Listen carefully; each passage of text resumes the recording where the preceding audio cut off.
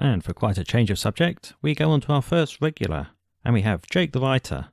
You may remember Jake has blogged and podcasted about the Rio Olympics before, but now it's actually happening. So here's his final update. Over to Jake the Writer. This week's podcast from Jake the Writer, sailor, travel journalist, author and commentator, comes as the Summer Olympics 2016 in Rio de Janeiro opens, and it touches a doom-laden nerve with Jake. The title is, "And for the very last time, Rio isn't the right venue." I promise that this will be the very last blog that I write telling you that I told you so, about the stupidity of holding the Olympics in Rio de Janeiro. It's been almost 7 years since Rio de Janeiro was chosen to host the 2016 Summer Olympics, and I've been telling anyone who would listen that it was a big mistake. All I could think of when I saw Barack Obama was flying to Denmark to pursue his hometown of Chicago bid for the 2016 Games, I could say it was great. Anywhere but the UK. And then I saw that the winner of the Olympic lottery was Rio de Janeiro, and very unlike me, I was lost for words. I was struck dumb. Where have the Olympic Committee been for the past 30 years? To be honest, my first thoughts were to suspect the honesty and integrity of the whole panel.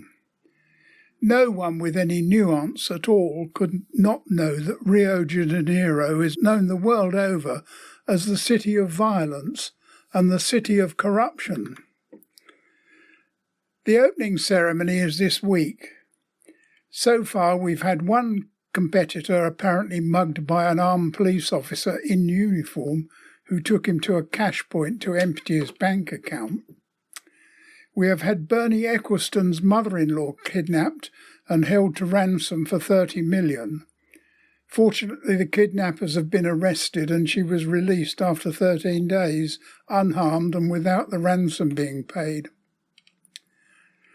Policemen whose salaries were delayed by a bankrupt state government have been greeting arrivals at the international airport with a sign written in English, "Welcome to Hell."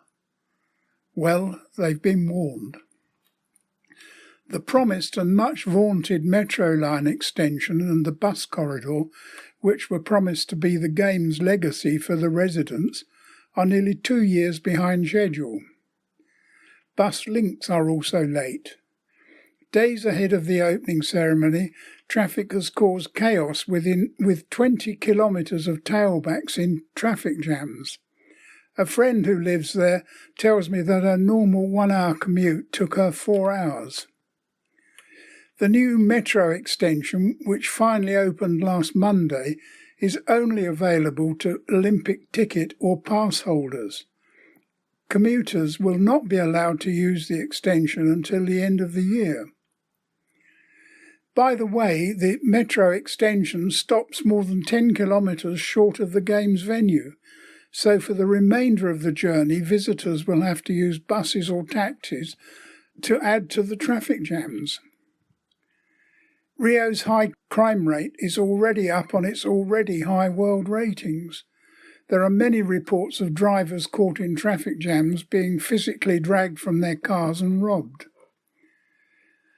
On top of Rio's local difficulties, they are compounded by a national crisis. Brazil is suffering from a really severe recession. Its president, Dilma Rousseff, is being impeached on charges of manipulating government accounts. An interim government is in charge. Rio is one of the centres of this national dysfunction. Petrobras, the state-controlled oil firm, is at the centre of a multi-billion-dollar scandal, and it's based in Rio. The city's policemen are no exception to Rio's violent norm. They killed 40 people in May this year alone.